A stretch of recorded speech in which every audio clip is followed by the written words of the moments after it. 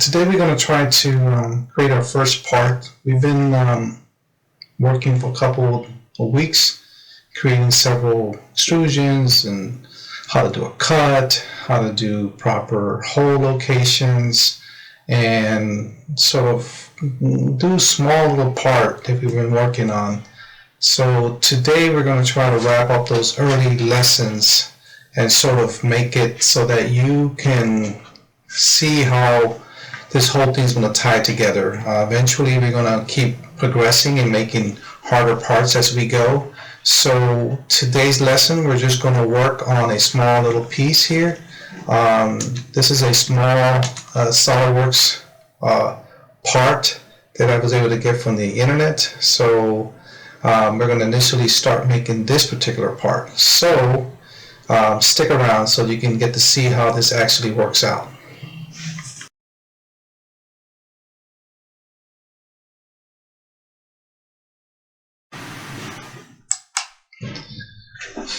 So here's the part that we're going to be working on. This is a very easy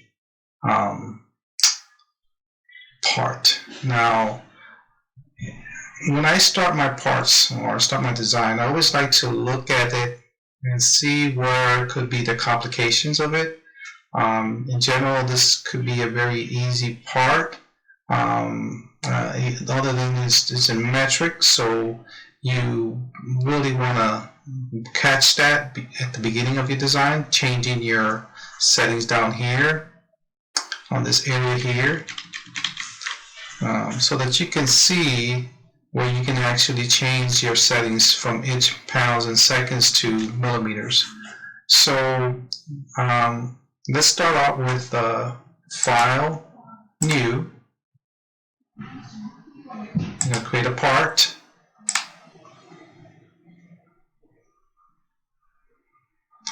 And then we're going to go down here and we're going to change that to millimeters. Now, you don't really have to do that. You can do it just so to avoid all these other complications that might come from having to change your dimensions and stuff. But in reality, you really don't need to do that. You can just punch it in and hit punch in the dimension and then put mm afterwards, and then SolidWorks is smart enough to know that this is an easy way to sort of, it just convert it automatically. So you really don't have to do that. But I like to do it because I like doing that mm stuff. It's kind of wasteful of my time. I like to be efficient with it. So let's look at the drawing again. So the first thing that we notice, right, that we have this L-shaped type of shape of a part. But I always like to think of things when I design them as how they're going to build it, right? If you are a type of a designer like me, who when I get hired in a new position somewhere, the first thing I like to do is go to the shop, find out what all the capacities are, right? This is a pretty thick type of material, so I always like to visualize that, and I say, with this, can they make this? Do they have a stock that has this type of thickness?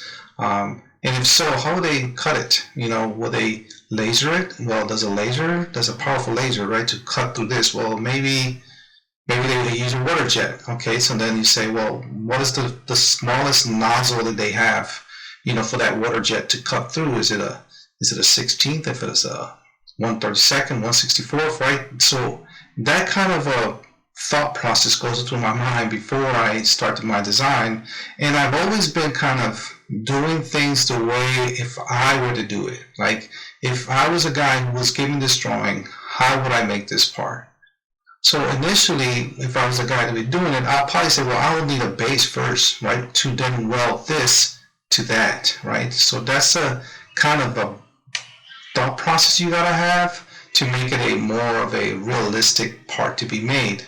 So, well, that's pretty much what I'm going to start off my design with. I'll start off with this square here. This is 54 by 34. I'll make an extrusion of that of 14. So I'll go back to my design.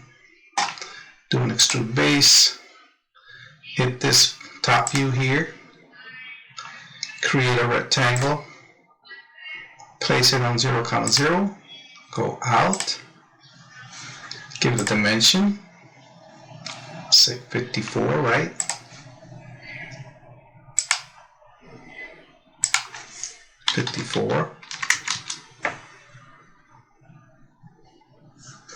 Then I go back to the window, find out what is the other side. That's 54 by 34. Then I go back to the sketch, put on 34 here, and my drawing base is done. So then I say, okay, let me hit that, let me confirm the drawing here. I then say, okay, what is the extrusion amount? Go back to the drawing. Or you can always confirm that, and always go back to it if you can't remember. My memory is it's not as good as it used to be, so I'm always jumping back and forth to see what it was. And go, okay, what does it say again? This was 14 right here. So I go, okay, 14. You can always double click on that extrusion once it's done and say, see that dimension is blue? Click on that and say 14. So now we have the initial block, right, where everything's going to start off from. Then I go back to the drawing again and look at it one more time, and I know that there is 54 here, but there's also an added 17 right there, but it's on a round. It's from the center. The center is being marked by the end of that 54. So if you look at it, it goes up to here, up and across. So that means that that center of that circle is right on the edge of the 54. So it's 54 plus 17, right? So you know you have a radius of a circle of 17 that is tangent from this line to that line. So go back, keep that in mind. You can always say, okay, I need another extrusion. You can say I need it from the top view. You can borrow this sketch, right? So you can convert this into that sketch. Now it's sort of confined to that, and you can then click on that and then convert it to a construction geometry. That way it helps you where you're going to put your circle at. It gives you the midpoint of it. If you haul around it a little bit, you zoom in, you see that? The little orange dot, orange little square there, that means that's the center. So if you click on that and you take it all the way to the edge, then now you know you have a circle that's tangent from there to there and the center to this part. So if you notice that, then you can trim that here, and now you have your semicircle that's going to get extruded. Now you can also, if you really want to close it, you can close it all the way up to the top here, there. Now you see how it's blue? That means it's completely closed. You can then say feature, extrude. You can, now let's take one step back. You can also put a dimension on it, right? It's going to put a dimension on there, and it's going to be a grayed out dimension because it's sort of already been defined by the tangency of this and the midpoint of that. But I like to put it just to see if it's 17, right? If it's 17, it looks like everything is okay, and that's fine to do that. You know, you can put a already sort of grayed out dimension that is not going to have a purpose, but it's going to be, it gives you that assurance that your design is following through. So once you've done that, you can confirm the sketch, and then at that point you can do some of the exercises that we've done before. Like there's the blind, right? But you can also say up to surface, and you click on this surface here and it'll take it to that surface. And you see that little box that says merge results? You want to click that on. You want to click this box right here on, because you want it to all be one part. So then you confirm that, and now you have that base that's almost complete, right? So now let's go back to the drawing sheet and let's see what else we can do that's pretty easy, okay? This is pretty easy too. I'm assuming that this dimension here is 17. Yes, you can see it right in there. So now you know that you're going first, you're going up 28 from the bottom to the top, 28, right? So it's going to be 14. 14 is 28. So you can draw a little rectangle there, 28. You can do it at 14 and then just draw the circle, similar to what you did down here, but now you're going on this direction on the 14th here. So you're going to make a thickness of 14, you're going to go up 14, and then you're going to square that off, and then you do a circle of 17, and then you just tie them all together, and then you punch a hole. So let's walk through that so you see what I'm talking about. So now you're going to do that piece right on top of that. So you go to Features, go to Extrude, you click on this. Now you're working on that face. You could either convert entities to make it a little bit faster, right? Convert entities of that, convert entities of this, right? You convert that entity, and you convert that entity. Then you can draw a line. Or you can do it rectangular. It doesn't matter. You make it perpendicular to this. Then you trim the excess that you don't need, right? So the only thing that's actually blue is that line that's requiring a thickness. So we know it's 14. So we're going to go here. And then we do 14. All right. So now you have it's blue. That means it's completely closed off. It's constraining itself here. Co-linear with this line is all been defined by this box right here, and I like to do that sometimes because if you change the thickness of this, then everything changes with it, and that makes it so much easier to go back and revise your drawings. So now we're going to go and we're going to confirm this, and it's going to say in Extrude how high do you want it, and you say, well, I want it to be 14, and you confirm that. Now you have your base where you're going to do your circle from. So then you come to this face here, you say Feature from this face, then you say, you know what, I want to constrain it from this edge to that edge. So you can actually now do the same thing I did before. You click on this, convert that, take this and turn it into construction drawing. Draw a circle from the middle. See how it's orange now? Take it all the way out. Boop. Then you just trim this right there, and you draw a circle, a line from here to there. So now everything is nice and hunky-dory. That should be 17. If you need to verify that, you can always put dimension on there. You got 17. Okay, that's just for show dimension. And then you say, okay, now great, I'm going to extrude that out. And again, you want to reverse that. You go over here and click this little icon right there to reverse it. And then you say, well, I want it to be up to surface. Again, because if this thing gets wider from this side, then you want everything to sort of adjust accordingly. You make sure that it says click to merge results. You hit confirm that. Pop. And now you have your part ready to be drilled, right? If you think about it, right? That's now looks exactly like this picture, but now you need to create this hole.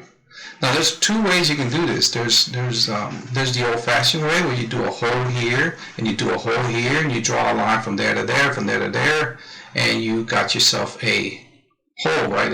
An extrusion. Or you can use the slots, right? You use a slot for that. Solidworks got two ways of doing it, so we'll try to do it with the slots, right? Because it's a nice tool to have. And what I mean by that is right here, this little option right there, right? A straight slot. So you can say, okay, well, I need to make a cut. So go to Feature, go to Extrude Cut. I'm going to make it on this face. Now you're working on that face, right? So then you hit Extrude Slots. Click on that. And you can hover around it to find the center of it. Oh, right there, and then take it across there, and you just do this, right? So now what you're missing is the dimensions. It's missing dimensions to tie it together. So you go back to the drawing. It said it was 24 and this 14. So it's 24 from center to center and 14 total width. Go back to the sketch. You can take this line here, dimension that to 24.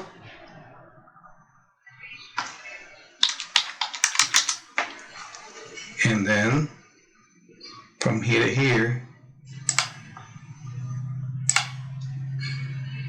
14.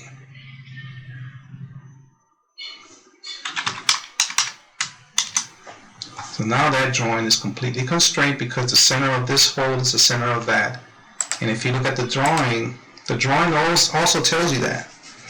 It's got these little, remember, drafting is the language of lines, is what they called it, right? It's the definition of drafting, or at least if you took drafting in school or in technical school, the first thing they will teach you is the definition of what a drafter is knowing how to read lines and determine what it is. So this line here is a center line, and this is a center line, so that means that this is center to the center of the main circle that's going around here.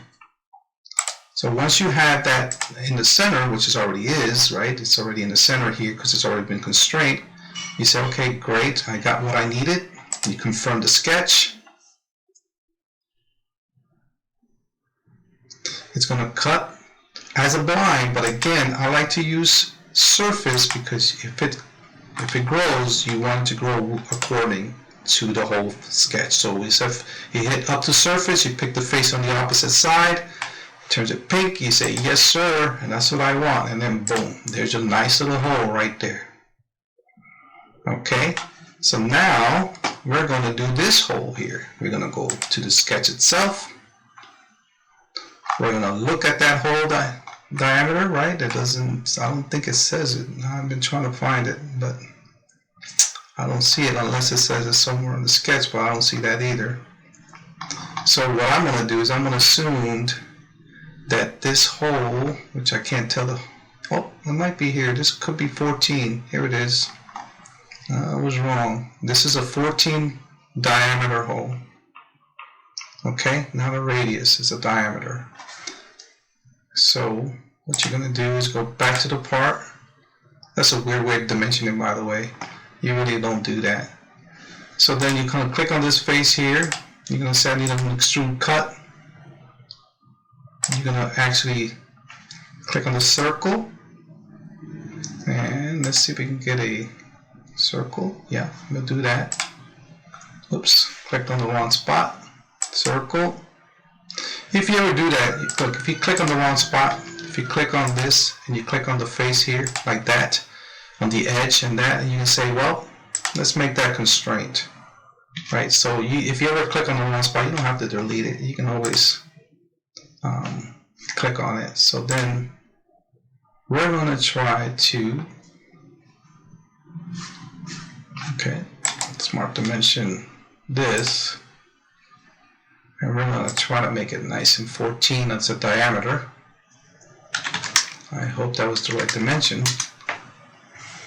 and I think it is, yes. So now you're going to you're going to go back to features and extrude cut, and it's going to do the same thing. It's going to point that way. You're going to also change that to surface. Click on the surface, make it pink, and voila, now you have your parts pretty much done. That's done. The only thing you're missing is some radiuses, right? Now I couldn't find the actual radius of it, and I had to, so we're gonna just plug it in. We'll just give it a nice even number. Let's say 5, why not? Or yeah, let's give it a 5 radius. So go to features, go to fillet, and you're going to just pick on the edge.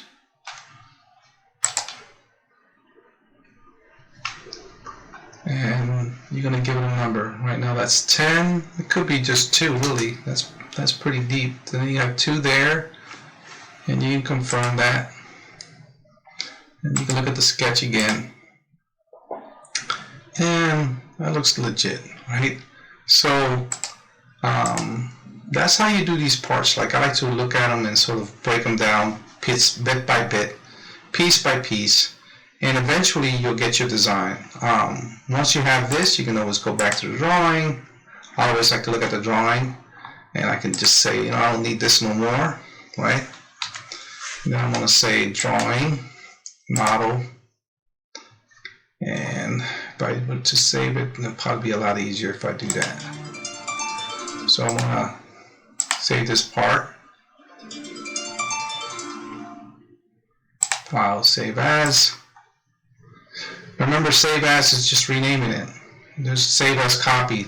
I don't know why this SolidWorks has all these options here. If you notice this, it's got save as a copy, and continue, save as a copy, and open. It just makes things a lot difficult, but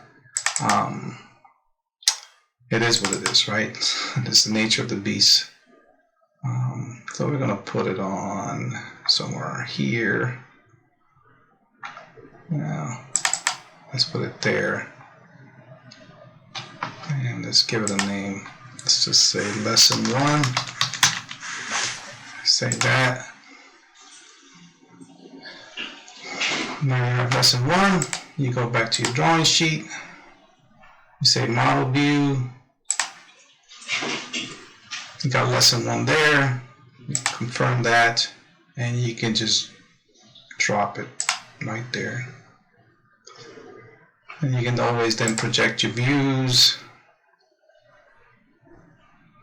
there and there. And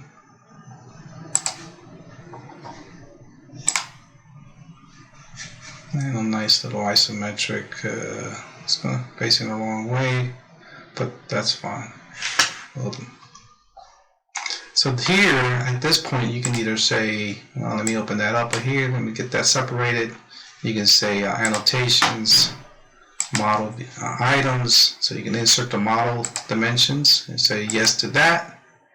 It's going to pull whatever model dimensions it can get from there. So if you don't like that, you can always move it or put it somewhere else, and so forth. So this is a basic stuff on how you do the dimensioning scheme, but we're going to touch a little base on that later on in the lesson. But this is how you start your drawings, and I hope this was helpful. I mean, some people are struggling with this, but we're going to touch a little bit based on drawings, but right now I just wanted to show you that you can just insert those model dimensions from here, and it'll grab this information and make it for you. So this is where it's pulling that model dimensions in.